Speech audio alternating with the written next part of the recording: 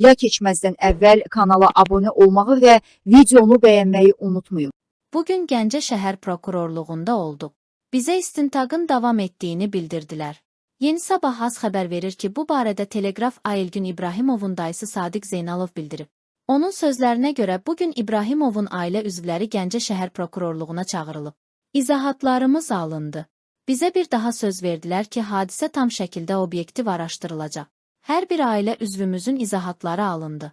Zeynalov hadisə ilə bağlı sosial şəbəkələrdə yayılan bəzi xəbərlərdən də narahat olduqlarını ifadə edib. Xüsusilə İbrahimovun intihar etməsi xəbərlərinə münasibət bildirib. Rəsmi qurumlar belə bir açıqlama verməyiblər. Bacım oğlunun heç nədən şikayəti olmayıb. Çox gözəl oxuyurdu və biz əmin idik ki, uşaq universitetə qəbul olacaq. Nəsə problemi olsa belə biz dayılarına, nənəsinə, ən önəmlisi hər kəsdən çox istədiyi anasına deyərdi. Çünki anası ilə həmişə fikirlərini bölüşüb. İndi rəsmi qurumların təsdiq etmədiyi xəbərləri utanmadan sosial şəbəkələrdə və müxtəlif media qurumlarında paylaşırlar.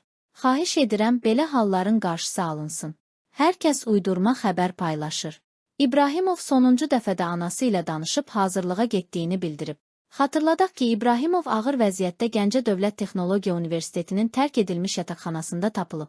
Xəstəxanaya çatdırılan 11-ci sinif şagirdi bir gün sonra xəstəxanada ölüb. Hadisə ilə bağlı Gəncə şəhər prokurorluğunda araşdırma başlanılıb.